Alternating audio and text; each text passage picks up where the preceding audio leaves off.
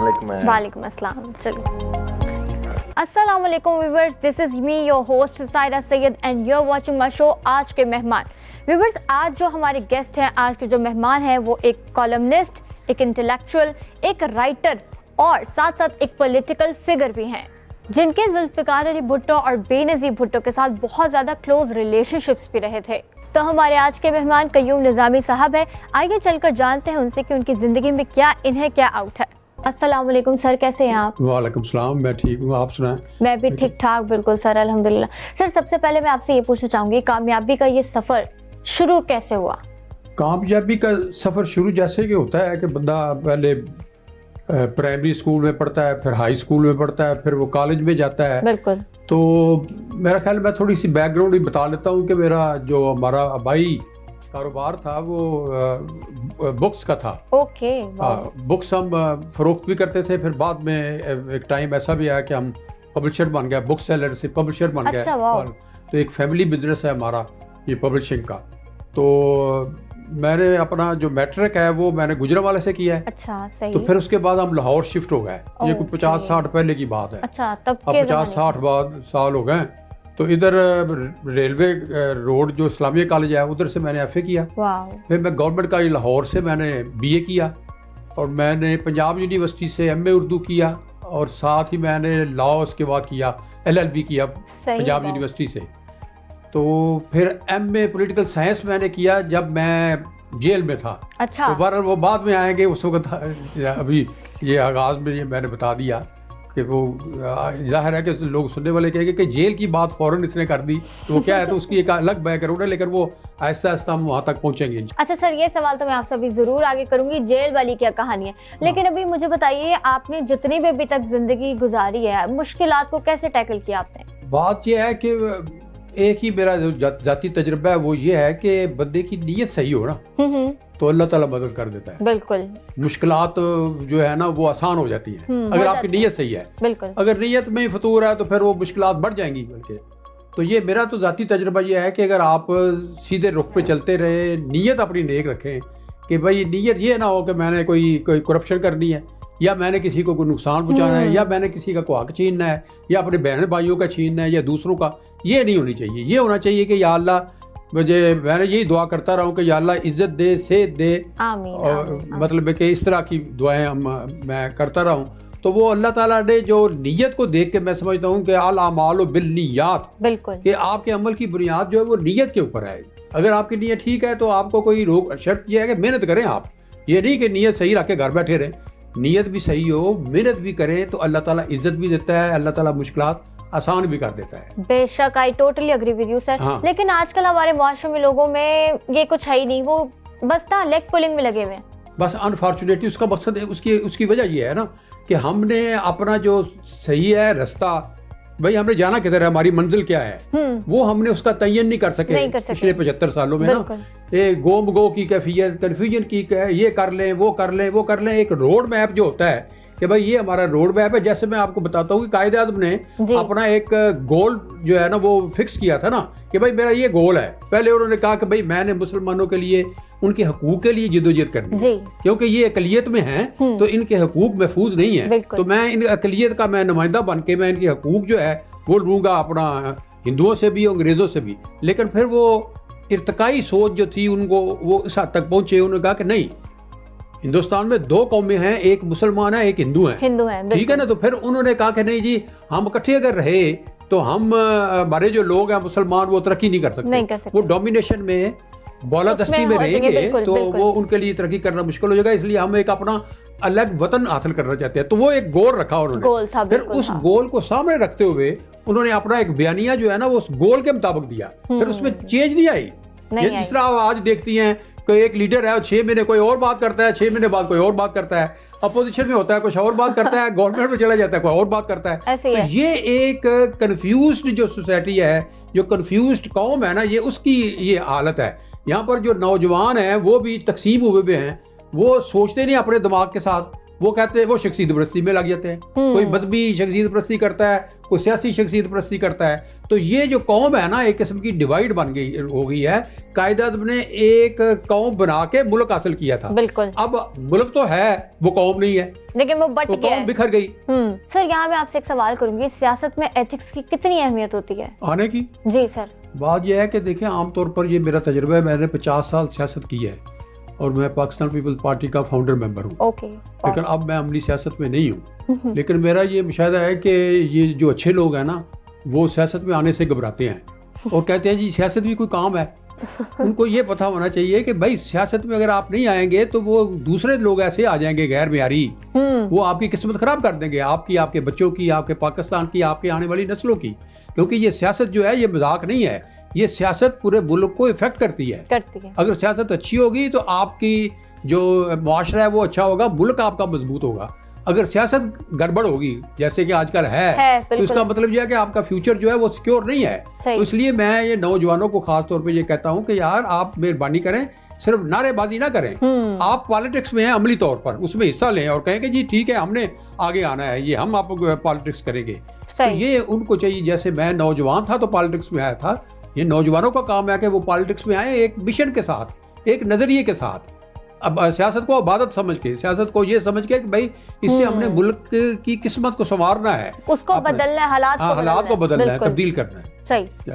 Sir एक column में ऐसी क्या बात होनी चाहिए कि कोई भी उसको पढ़ने के लिए कायल हो जाए? एक तो ये है कि वो आसान ज़बान होनी चाहिए। बात लोग बहुत वो रस्सा सज्जा वो काफ़ी वो बयान करते हैं मुश्किल अल्फाज, जो ज़बान पे भी नहीं चढ़ रहे, वो फिर समझ ही नहीं आई थी अगर किसी को। बात यह है कि कॉलम लिखना, किताब लिखना या कुछ आर्टिकल लिखने का मकसद ये है कि इब्लाग हो ना, इब्लाग हो, आप मेरी बात आप तक पहुंचे। अगर वो पहुंचती नहीं है, अगर वो मुश्किल अल्फाज मैं करता हूं तो वो किसी की ज़हन पे नहीं पहुंचती तो वो तो बात ना हुई। फिर कॉलम की बुनियादी चीज़ ये है कि वो एक आसान ज़ुबान में लिखा जाए जो काबिल फ़हम हो। दूसरी ये है कि उसमें नॉलेज नज़र आना चाहिए। नॉलेज तो उधर की बातें नहीं है, पहले जो जिस मौजू पे आपने लिखना है उसके ऊपर पूरा इल्म होना चाहिए आपको, ताकि फिर वो एक अच्छी चीज़ लोगों तक पहुँचे। सर अभी जैसे आपने बताया कि आप 30 साल तक पीपल्स पार्टी में रहे, तो सर आप तनकीद का निशाना भी बनते रहे होंगे, तो कैसे टैकल किया आपने? हाँ, ये चूँकि कल्चर ऐसा है ना कि ये कल्चर ऐसा है। बहरहाल जब भुट्टो साहब थे जब तक, उस वक्त तक ये कल्चर बहुत बेहतर था। एक दूसरे का लिहाज, ख्याल, कुछ अपनी जो तहजीब, शाइस्तगी, सियासत में जो अच्छे असूल थे, करप्शन नहीं थी बहुत इतनी ज़्यादा, बहुत कम नॉमिनल कहते हैं जिसको आप कहेंगे। लेकिन इसके बावजूद जाहिर है कि ये जो एक अगर माशरा आपका अच्छा हो, अगर कल्चर आपका अच्छा हो तो वो अच्छी पॉलिटिक्स होती है। लेकिन हमारे पाकिस्तान में वो ब्लेम गेम चूँकि होती है, तो वो आम तौर पर वो कोशिश करते हैं कि जैसे कहते हैं ना, कोई वर्कर जो है अगर किसी ने कोई ब्लैकमेल कर रहा है तो वो कहेगा जी देखिए जी ये आपने क्या किया, वो किया। अल्लाह का फजल है क्योंकि मैंने जब आपको बताया कि नीयत सही हो, अगर आपको नीयत सही हो, लोगों को पता चल जाएगा यार ये नीयत वाला बंदा है, सही, इससे बात कैसे तमीज से करनी है, नीयत साफ, मंजिल आसान, बंदे मसले हल है, तो वो बात करेंगे तमीज के साथ। लेकिन अगर उनको पता कि इसकी नीयत में खोट है, इसकी जो नज़र है वो हमेशा जेब पे रहती है, लोगों की जेबों पे, तो वो फिर वो करेंगे। लेकिन अल्लाह का फजल है चूँकि मैंने एक नज़रियाती पॉलिटिक्स की है ना, मुल्क में कुछ लोग ऐसे हैं जिन्होंने नज़रियाती पॉलिटिक्स की है, नज़रियाती सियासत की है, सूलों की सियासत की है, कौमी, अवामी, मुल्की, तो वो लोग जो हैं उनकी फिर माशरे में इज्जत होती है। अच्छा सर, जैसे अभी आपने स्टार्टिंग में बताया आपने जेल भी काटी है एक जमाने में, और जहाँ तक मैंने सुना तो आपकी वाइफ ने भी ये सारा उनके साथ हुआ, तो वो क्या वाकया था? वाकया क्या हुआ था? वो बात यह है कि मैं पाकिस्तान पीपल पार्टी में, जैसे मैं आपको बताया कि मैं पीपल्स पार्टी में बड़ा एक्टिव था और मैं पंजाब का सेक्रेटरी इतलात था। तो जब जनरल ज़ियाउल हक ने मार्शल लॉ लगाया, भुट्टो साहब की हुकूमत का तख्ता उल्टा, तो हमने पार्टी ने फैसला किया कि भाई ये जो मार्शल लॉ है इसको तो हम बर्दाश्त नहीं कर सकते, तो हमें मार्शल लॉ के खात्मे की तहरीक चलानी चाहिए। उस वक्त जुल्फ़िकार अली भुट्टो जो थे ना हमारे लीडर, वो जेल में थे। तो हमने आज भी यह कहना जेल भरो तहरीक शुरू कर रहे हैं। उनको ये सोचना चाहिए जेल उस वक्त भरी जाती है जब लीडर जो है वो जेल में होता है। पहले वो तो जेल में हो ना, वो हमारा लीडर जेल में था। हमने कहा जी कि हमने गिरफ्तारियां पेश करनी है, और इसलिए पेश करनी है ताकि मार्शल लॉ खत्म हो, जमहूरियत बहाल हो और हमारा लीडर भी रिहा हो। तो ये एक मकसद था ना। तो मैंने फिर सबसे पहले गिरफ्तारी मैंने दी दाता दरबार से। तो वहाँ 2000 वहाँ लोग, इतना सख्त ज़माना था उसका मार्शल लॉ का, लेकिन लोग इकट्ठे हो गए, औरतें भी इकट्ठी होगी, मर्द भी इकट्ठे हो गए, उन्होंने मामदाब ने बाना ये चलो जी अल्लाह के हवाले। बहरहाल वो मुझे वो दूसरे दिन उन्होंने वो मिलिट्री कोर्ट थी बनी उस वक्त, उसके सामने पेश कर दिया हथकड़ी लगा के। वो कहता है कि आप दाद दरबार गए थे? मैंने कहा हाँ गए थे। अच्छा, आपने मार्शल लॉ की खिलाफवर्जी की है, आपको 1 साल 10 कोड़े की सजा दी जाती है।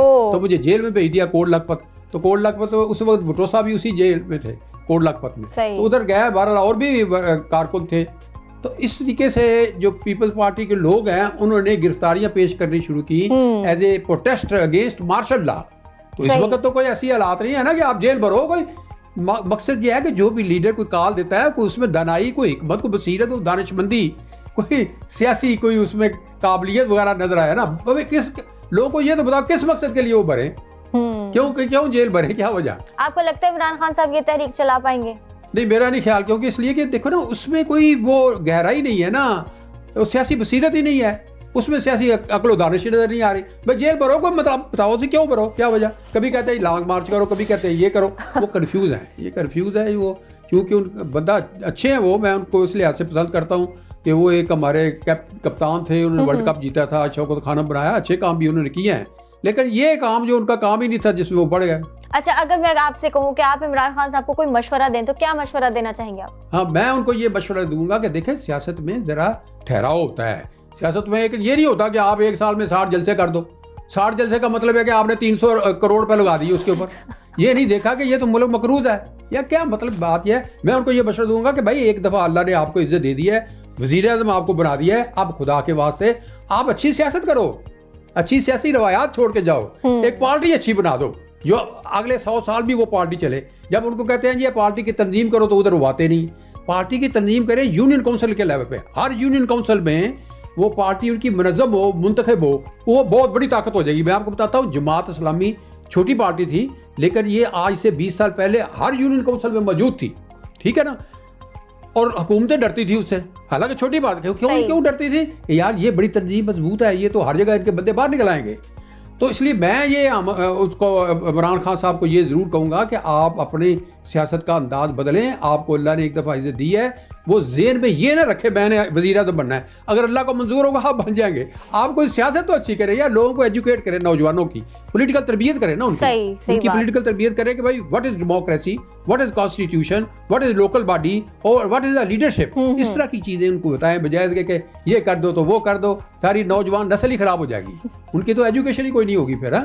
मैं तो ये कहना चाहता हूँ, एक बुजुर्ग की सीख से मैं उनसे बहुत सीरियस हूँ, तो इस लिहाज से मैं उनको ये मशवरा देता हूँ कि भाई आप पार्टी बनाओ, आप पार्टी को रोल मॉडल बना दो।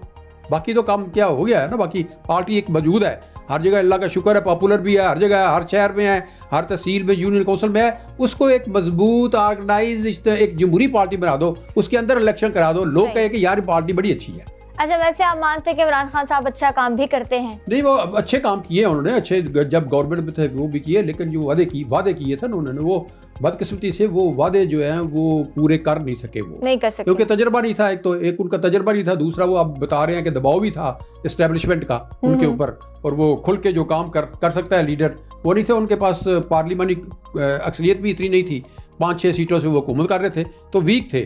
तो लेकिन वो काम जो है ना, वो असल में उस वक्त भी कुछ लोगों जो उनके हामी थे, वेल विशर थे, वो मिले थे उनको, और मैंने भी उनको तजवीज़ भेजी थी। मैंने कहा ये आप ऐसे करें, 3-4 एजेंडे एक एजेंडा बनाएं 3-4 आइटम्स का। अच्छा, आप 3-4 आइटम वो कर जाएं। आप कहें जी कि मैंने एजुकेशन में करना, ठीक है वो कर दें, ताकि देखो ना आज हम सारे कहते कि देखो जी इन्होंने 2.5 करोड़ बच्चा बाहर था, इन्होंने 2.5 करोड़ स्कूलों में दाखिल कर दिया दाखिल है, इन्होंने स्कूल इतने अच्छे कर दिए कि लोग प्राइवेट स्कूल छोड़ के तो गवर्नमेंट स्कूलों में चले गए। इस तरह की बातें करनी थी ना। फिर उन्होंने कहा कि मैं खुदकुशी कर लूँगा, IMF में नहीं जाऊँगा। एक तो ये है कि बात सोच के करें। कायदे आज़म जो थे ना, वो कहते थे 100 दफ़ा सोचो, पहले बात सोच के करो, फिर वापस नहीं। ये कहते हैं यू टर्न लेना जो है वो बड़ी दानाई की बात है। कायदे आज़म तो वो एक ही थे और वो नहीं, लेकिन ये है कि वो जो बात करते थे उसके ऊपर वो डट जाते थे। वो कहते थे मैं पहले सोचता हूँ, मैं आवाम को फॉलो नहीं करता। जो अच्छा लीडर होता है ना, वो खुद फैसला करता है, क्योंकि उसने लीड करना है ना आवाम को, अवाम से उसने लीड नहीं होना। तो वो कहते हैं कि मैं फैसला करता हूँ, वक्ती तौर पे लोगों को अच्छा भी ना लगे, लेकिन अल्टीमेटली वो लोग कहते हैं कि कायदे वो फैसला अच्छा था, इसलिए पहले तोलो और फिर बोलो। पहले तोलो फिर बोलो। अल्लामा इकबाल भी कहता है कि लोगों को गिना करते हैं, तोला नहीं करते। कि आप जब जमहूरियत ही ऐसी है कि आपने सिर्फ गिनना ही है, तोलना नहीं है, हैं? तो बंदे कम अज कम उम्मीदवार को तो तोलो ना यार, उम्मीदवार बनने के काबिल भी है कि नहीं। ये कोई अच्छे उम्मीदवार ही दे दें इमरान खान, ये ऐलान करे ना कि भाई मैं किसी इलेक्टेबल को नहीं टिकट दूंगा, करें ऐलान, हम भी कहेंगे ठीक है। पहले तोलो और फिर बोलो। व्यूअर्स, इसी के साथ हम लोग जाते हैं एक ब्रेक पे। Don't go anywhere, we will be right back, stay tuned with अस।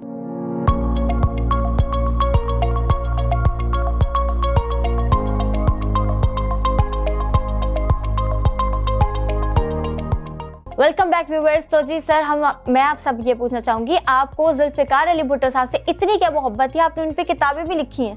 हाँ बिल्कुल ठीक है, किताब मैंने लिखी है, जो देखा जो सुना उसमें मैंने भुट्टो साहब की जो है ना वो काफ़ी सारी लाइफ जो है उसको मैंने कवर किया है। असल में जब मैं गवर्नमेंट कॉलेज में पढ़ता था तो साथ में सोशल सर्विस करता था मोहल्ले में। अपने मोहल्ले में ना हमने वेलफेयर सोसाइटी बनाई हुई थी। सही तो जब भुट्टो साहब ने पीपल पार्टी बनाई तो काफ़ी सारे जो समाजी कारकुन थे ना वो पीपल पार्टी में नौजवान जो थे वो उनसे मुतासर हुए। एक तो उनकी खारजा पॉलिसी बहुत ज़बरदस्त थी उनकी, और वो बड़े ज़बरदस्त एक लीडर बन के उभरे थे। तो हम भी फिर उनकी जो शख्सियत थी, उनके जो ख्यालात थे, जो सोशलिस्ट ख्यालात थे, उनसे मुतासर होकर मैं भी पीपल पार्टी में फिर शामिल हो गया। सही। हाँ, तो ये इस तरीके से मैं ये वजह जाती है कि वो एक उस वक्त चूँकि खला था ना लीडरशिप का, कोई लीडर मैदान में मौजूद ही नहीं था उस वक्त। अवाम के जो फैसले हैं वो लोगों के ड्राइंग रूम में हो जाते थे। तो उन्होंने पहली दफ़ा अवाम के हकूक़ की बात की, अवाम के जो जज्बात हैं उनकी बात की, और वो इंटरनेशनल लेवल पे पूरे मशहूर हो चुके थे वज़ीर ख़ारजा की हैसियत से। तो लोगों को, नौजवानों को ख़ास तौर पर उन्होंने अट्रैक्ट किया, और फिर लोग जो है ना उनकी शख्सियत से, उनके ख्यालात से, और वो जो एक अवामी बेदारी लाना चाहते थे उसकी वजह से, और एक किस्म का सोशलिस्ट इनकलाब की जब वो बात करते थे, जागीरदारी की मुखालफत करते थे, सरमायादारी की मुखालफत करते थे, नौकरशाही की मुखालफत करते थे, कि जिन लोगों ने दबाया हुआ था अवाम को। तो ये एक प्रोग्राम भी बहुत अच्छा था, खुद भी बड़े करिश्माती लीडर थे, तो उनसे मुतासर होकर फिर मैं पीपल पार्टी में शामिल हो गया। अच्छा सर, मुझे यहाँ बताइए कि आपको क्या लगता है बिलावल भुट्टो जो है वो बेनज़ीर भुट्टो की शख्सियत की अक्कासी करते हैं? नहीं, बड़ा फर्क। मैं चूँकि भुट्टो साहब के साथ भी काम किया है और मैंने बेनज़ीर साहबा से भी डे 1 से काम किया है, मैंने बड़ा करीब से उनको देखा है। ये बिलावल भुट्टो में इसमें कोई शक नहीं कि इसमें खुदादाद सलाहियतें मौजूद हैं, क्योंकि इसकी तरबियत जो है वो बेनज़ीर साहबा ने की है, और इसके जो नाना थे वो भी एक अजीब लीडर थे। तो वो एक नस्ल दर नस्ल जो एक चीज़ आती है, इसमें कोई शक नहीं है कि लोगों ने उसको एक लीडर के तौर पे कबूल कर लिया। मिसाल के तौर पे आसिफ जरदारी साहब को लोगों ने अवामी सतह पे लोगों को कबूल नहीं किया, लेकिन बिलावल भुट्टो को उसकी बातें सुन के इंटेलेक्ट उसमें है, उसमें जहानत भी है, एक्टिव भी है, बात भी करने का सलीका उसका आता है। अमेरिका में गया है, वहाँ पर भी वो बहुत अच्छे तरीके से उसने सवालों के जवाब भी दिए। तो मैं समझता हूँ उसमें है, लेकिन ये है कि वो एक जो उनको पहले होता है कि एक मॉडल पेश करना चाहिए सिंध के अंदर, पहले उनको एक अच्छा मॉडल, ताकि उसकी बेसिस के ऊपर आए। जैसे मोदी नहीं आया, पहले गुजरात में वजीर आला था, वजीर आला की सीधे से उसने काम किए, लोगों को पसंद आ गए, यार ये तो बड़ा अच्छा लीडर है, तो वो उसको वजीर आज़म चुन लिया।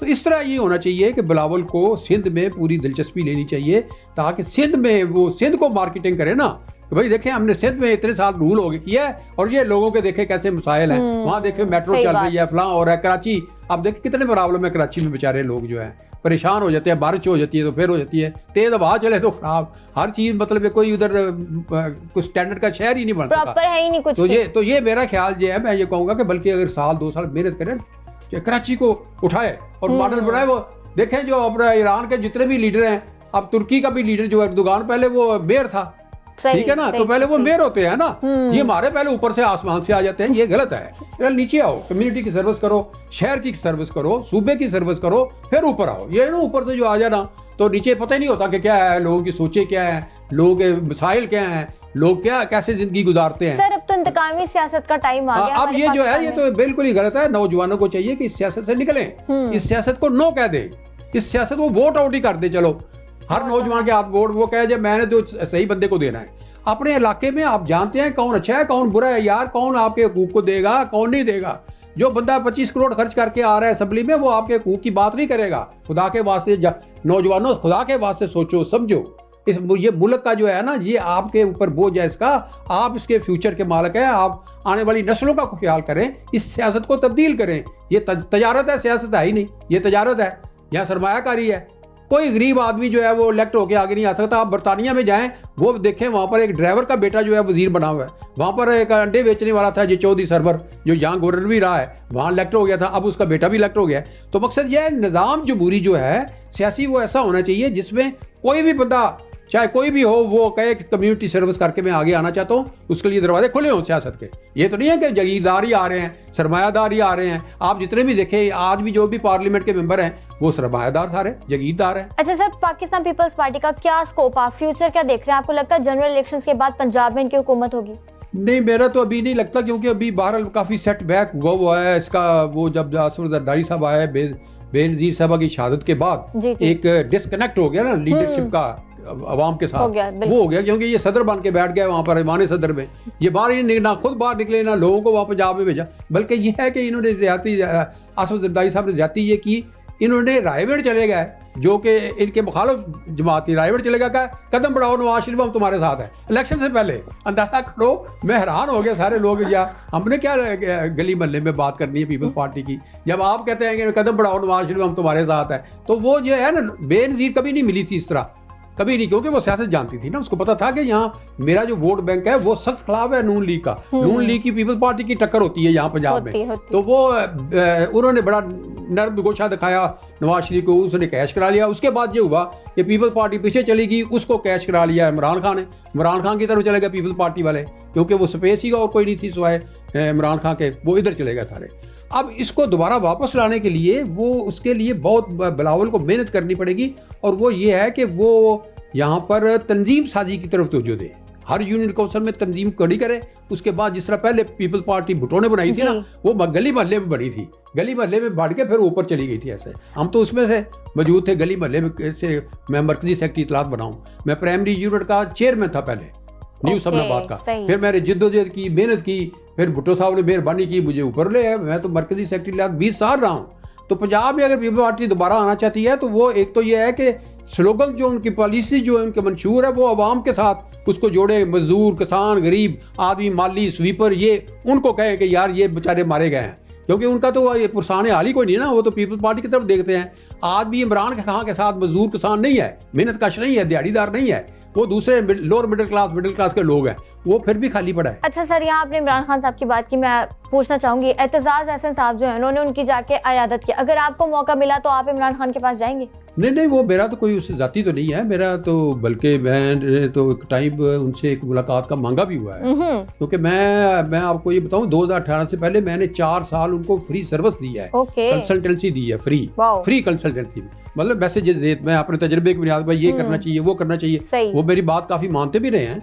तो मेरा उनसे कोई जाती नहीं है, सिर्फ तो मेरा असूली इख्तलाफ है कि मैंने जो तवक्को की थी उनके साथ काम करके, मैंने कहा था मैं मुल्क के लिए कर रहा हूँ, मेरी जाती कोई नहीं है। तो उन्होंने जो कमिटमेंट की थी, जो वादे किए, वो पूरे कर नहीं सके, उसकी वजूहत है जो खुद भी बयान करते हैं। तो अभी मैंने उनसे ये टाइम इसलिए कोई अपनी ज़ात के लिए नहीं मांगा हुआ, मैं इसलिए मांगा हुआ कि मैं कोई मुल्क की बेहतरी के लिए, उनकी पार्टी की बेहतरी के लिए, उनकी बेहतरी के लिए कुछ शायद उनको मैं मशवरा दे सकूँ अपने तजर्बे की बुनियाद। सर, आपके टाइम का जो दौर था, हुकूमत थी, और आज की जो सियासत है, हुकूमत है, इसमें आप करप्शन के अलावा क्या क्या फ़र्क देख रहे हैं?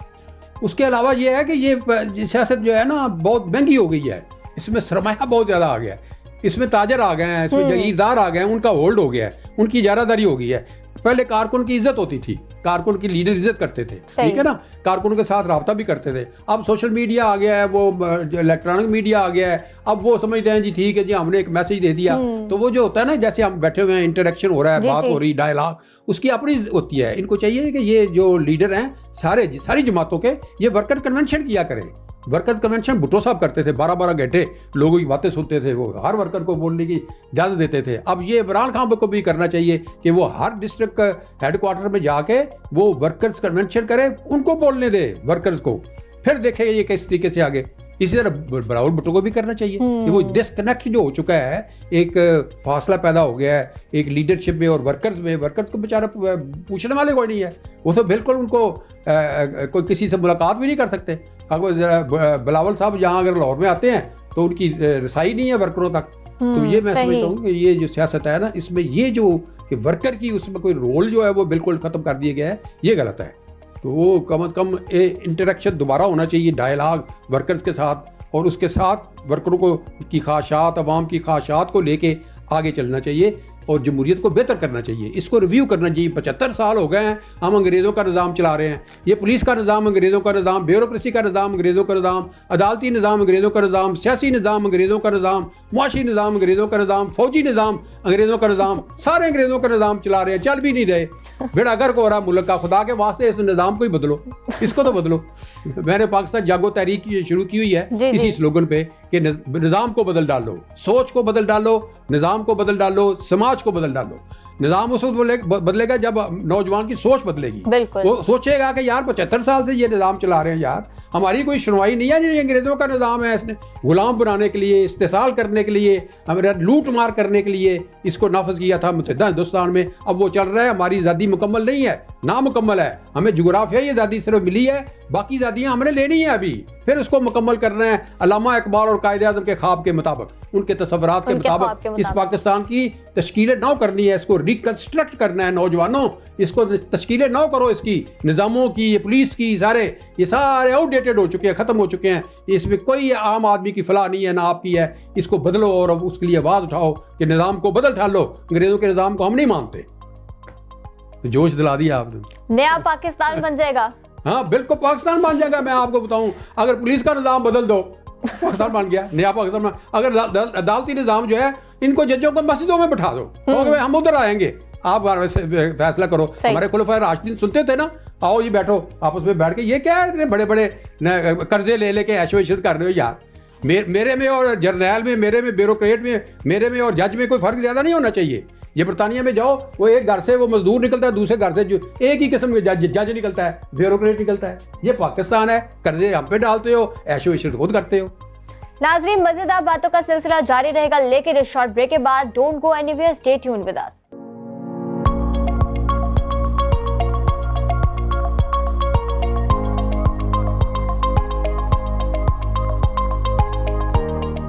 वेलकम बैक नाज़रीन। तो हमारे साथ मौजूद है कय्यूम निज़ामी साहब। सर मुझे बताइएगा, आपने सोशल वर्क के लिए इतना फंड रेज किया, क्या था सोशल वर्क? वो सोशल वर्क ये था, मतलब ये था ना कि हमारी जो नई आबादी थी ना, तो उसमें मैं नौजवानों को कहता था कि भाई देखो यार, बात ये है कि मैं एक अगर इस महल्ले का फ़र्द हूँ, मैं एक इंसान हूँ, ह्यूमन बीइंग हूँ यार, मुझे कम अज़ कम जो अपना महल्ला है, कम्युनिटी है, उसके साथ जुड़ के रहना चाहिए ना। जो हमारे मसाइल हैं महल्ले के, ये देखो ना, इस वक्त नौजवानों ने अपने महल्ले छोड़ दिए हैं, अपनी गलियां छोड़ दी हैं, अपने हमसाये छोड़ दिए, अब तो मुल्क भी छोड़ दिया है। मुल्क भी छोड़ दिया है। अब अल्लाह ताला कहता है अपने हमसाये का ख्याल रखो। पहले घर में तो कहता है ना, वालिदैन को प्रोटोकॉल जबरदस्त अल्लाह ताला ने दिया है। हम कुरान तर्जुमे से नहीं पढ़ते, अगर कुरान तर्जुमे से पढ़े, यकीन करें कि आपका सारा ये जो है ना, रियासत मदीना बन जाएगा। अगर आप तर्जुमे से पढ़े, आप सिर्फ सवाब की तरफ रखते हैं, ऊपर करके डरते हैं। ये हदायत की किताब है, बरकत की किताब है, ठीक है बरकत भी उसमें है, लेकिन ये असल हदायत की किताब है, उसको पढ़ो। 75% हिस्से पे अमल ही नहीं हो रहा, सिर्फ हम आबादात की तरफ जा रहे हैं, मामलात की। तो वो जो आप कह रही है ना, मतलब सोशल वर्क कम करते थे कि वहाँ पर डेवलपमेंट के काम करते थे। एक दफ़ा हमने, बल्कि ये वहाँ उस वक्त मुझे याद है कि फ्री ट्यूशन सेंटर बनाया हुआ था। जो महल्ले के बच्चे हैं वो आते थे, वो उनको फ्री पढ़ाते थे। फिर एक दफ़ा एक बड़ा दिलचस्प वाक़या उसमें आ गया कि एक तवाइफ आ गई उधर हमारे महल्ले में, तो हमें बड़ा परेशानी होगी क्योंकि हम इकट्ठे थे, सारी कम्युनिटी जो है वो जाग रही थी। तो हमने कहा हम तो बर्दाश्त नहीं करेंगे, हमने उसके खिलाफ जुलूस निकाला, डीसी को वो दरखास्त लिख के दी, एसपी को दी, वो कोई बात नहीं सुनता था। फिर हमने खुद अवामी ताकत से उसको वहां से निकाल दिया। तो मकसद ये है कि आप इसको कहते हैं पब्लिक सुओ वोटो, पब्लिक खुद भी तो ले ना भाई। अगर आपके मोहल्ले में कोई मसला है तो यार इकट्ठे हो जाओ। आप कोई अशरफुल मखलूकात तो वही होता है ना जो मिलके रहे, जुड़ के रहे, जो देखे कि भाई हमारे हम कैसे इम्प्रूव कर सकते हैं अपने सोसाइटी के। तो वो मोहल्ले में नौजवान जो पढ़ते भी थे, सोशल वर्क भी करते थे, उसमें डिबेट भी होती थी। तो ये एक मतलब एक बहुत अच्छा, एक जैसे एक तामीर में आप हिस्सा डालते हो, जब आप मोहल्ले की तामीर करते हो, इसका मतलब मुल्क की तामीर कर रहे हो। बिल्कुल। तो इसका ये भी सोचना चाहिए स्टूडेंट्स को खास तौर पे कि वो पढ़ाई भी करें लेकिन साथ वो सोशल वर्क भी करें। बिल्कुल, आई एग्री। सर आपने इतना लिटरेरी वर्क किया, इतनी किताबें लिखी, कैसे मोटिवेट किया आपने खुद को?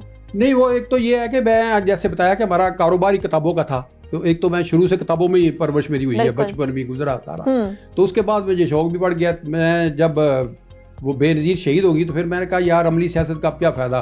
तो मैंने फिर वो तहकीकी काम करना शुरू कर दिया और उसमें मैंने कायदे वसीयत गवर्नर जनरल, बल्कि मैं नौजवानों को कहता हूँ 40 किताबें पढ़ के मैंने वो कायदे-ए-आज़म बहसीयत गवर्नर जनरल लिखी है। वो उनकी शख्सियत, उनकी सियासत, उनकी किरदार, उनके अक़वाल, हर चीज़ उसमें शामिल है। और आज भी बाज़ार में जो है वो अवेलेबल है। वो अगर आप नौजवान कायद लीडर बनना चाहते हो, कामयाब ज़िंदगी गुजारना चाहते हो, जिस फील्ड में भी हो, वो आप किताब अगर पढ़ोगे तो इसके बाद इसके अलावा मैंने जो देखा जो सुना वो भुट्टो साहब के बारे में किताब थी। जर्नैल और सियासतदान तारीख की अदालत में मैंने लिखी कि क्या इनका आपस में क्लैश आपने जिंदा इकबाल भी लिखी है। आपको मैं आपको एक मिनट जरा मैं एक और बात, फिर मेरे ज़हन में आया कि ये वजह क्या है कि हमारा मुआशरा नीचे बैठ गया है। तो फिर अल्लाह ने ज़हन में डाला कि बात यह है कि हम इबादत की तरफ चले गए, मामला छोड़ दिए। तो मैंने कहा चलो मैं एक मामलात रसूल सल्लल्लाहु अलैहि वसल्लम सीरत की किताब लिखता हूँ।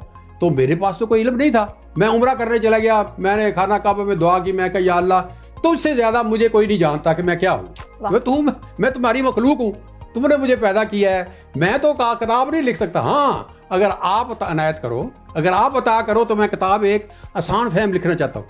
यकीन करो बेटी, वो मैंने मामलात रसूल सल्लल्लाहु अलैहि वसल्लम लिखी, वो हैरान हो गए सारे।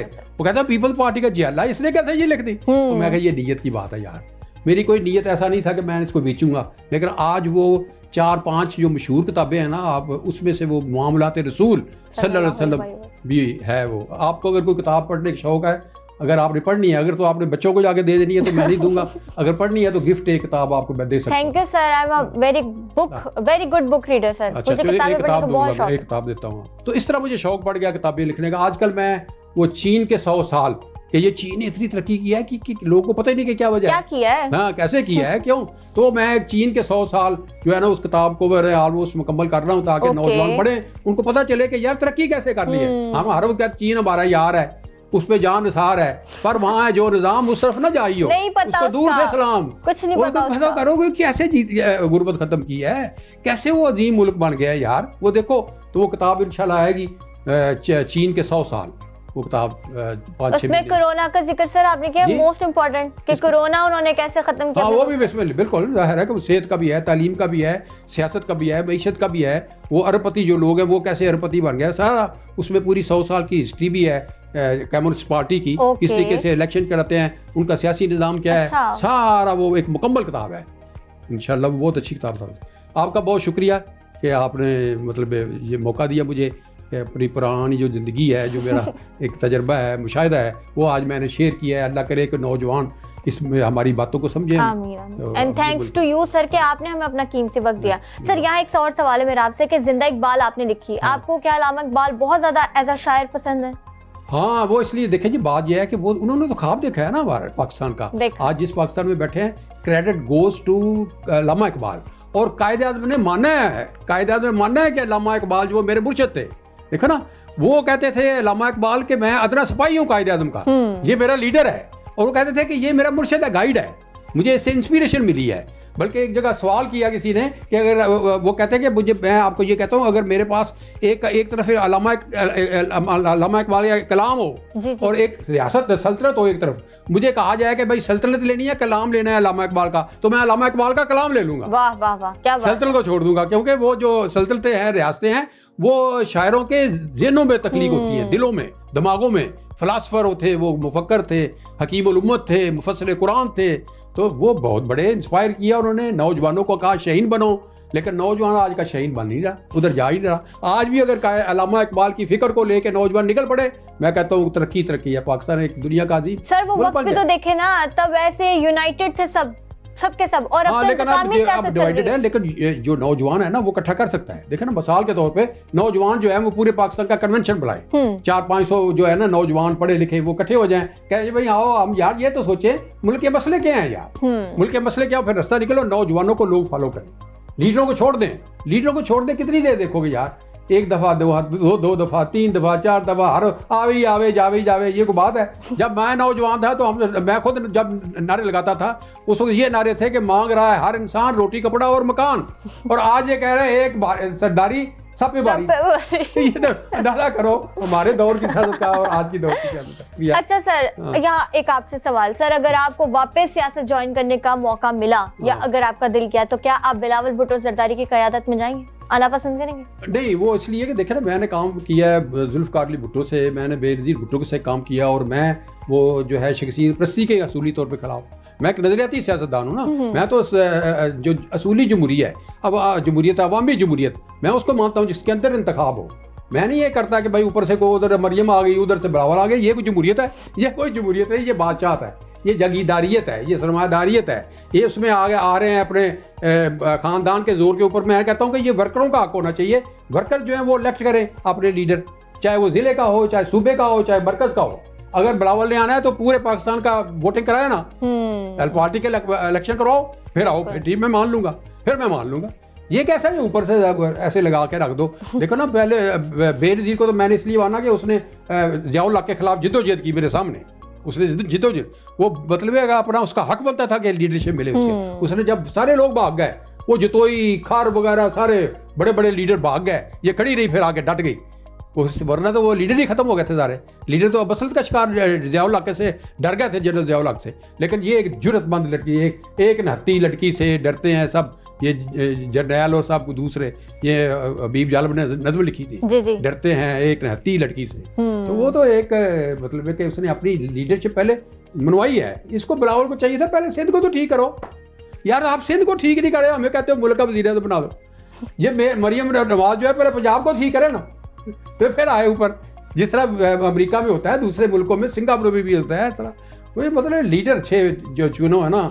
ये अगर महातिर मोहम्मद ना होता, मलेशिया ना बनता, अगर ली कुआन ना होता, सिंगापुर ना बनता, तो वो क्या क्यों बना दिया? वो महातिर से किसी ने पूछा कि आपने मलेशिया को कैसे एक एशियन टाइगर बना दिया? उसने कहा जब पहली दफ़ा वज़ीर बना तो मैंने फैसला कर लिया कि या तो मैं अपने आप को, अपनी फैमिली को बना सकता हूँ, और या मैं अपने मुल्क को बना सकता हूँ। I opted for my country. और एक कायदे आज़म की आखिरी बात मैं करके आपसे याद चाहता हूँ कि जब हिंदुस्तान पाकिस्तान की तहरीक कामयाब हो गई और फैसला हो गया पाकिस्तान बन जाएगा, तो एक तुर्ब का पत्ता फेंका। Thank you very much sir for your time. So viewers, this is all for today. आपसे मुलाकात होगी एक नए मेहमान और एक नए एपिसोड के साथ। Till then I am signing off. अल्लाह हाफिज।